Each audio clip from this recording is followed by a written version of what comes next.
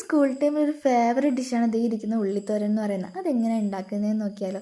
അതിന് വേണ്ടി ഒരു 2-3 സവോള ഇങ്ങനെ ചെറുതായിട്ട് അരിഞ്ഞതും പിന്നെ കുറച്ച് പച്ചമുളകും തക്കാളിയും കറിവേപ്പിലയും തേങ്ങയും ആവശ്യമായിട്ടുണ്ട് ഇതിന്.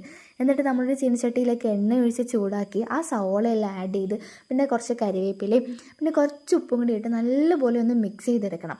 ഇതുപോലെ മിക്സ് ചെയ്തെടുത്തിട്ട് നമ്മൾ നേരത്തെ അരിഞ്ഞ് വെച്ചേക്കുന്ന പച്ചമുളകും തക്കാളിയും കൂടി എന്ത് ചെയ്യണം, ഇതിനകത്തേക്ക് ആഡ് ചെയ്യണം. ആഡ് ചെയ്തിട്ട് നല്ലപോലെ ആ സവോള ഒന്ന് വഴറ്റിയെടുക്കണം. ആക്ച്വലി ഒരു ഗോൾഡൻ ബ്രൗൺ കളർ എത്തുന്നവരെ നമ്മൾ വഴറ്റിയെടുക്കണം. ഇതുപോലെ.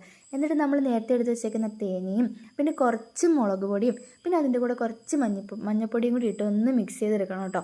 നല്ലപോലെ ഒന്ന് മിക്സ് ആക്കണേ. അങ്ങനെ മിക്സ് ചെയ്തതിന് ശേഷം ഇതേപോലെ മിക്സ് ആക്കിയതിന് ശേഷം വേണമെങ്കിൽ നമ്മൾ പൊരിച്ച് വെച്ചേക്കുന്ന പപ്പടവും കൂടെ പൊടിച്ചിട്ടേക്കാം. നല്ല സ്കിഡിലും ടേസ്റ്റ് ആട്ടോ. എൻ്റെ സ്കൂൾ ടൈമിൽ ഏറ്റവും ഫേവറേറ്റ് ആയിട്ടുള്ള ഡിഷാണ്. അപ്പോൾ നിങ്ങളിത് ട്രൈ ചെയ്ത് നോക്ക്. അപ്പോൾ അടുത്ത വീഡിയോ ആയിട്ട് കാണുന്നത് വരെ ബൈ.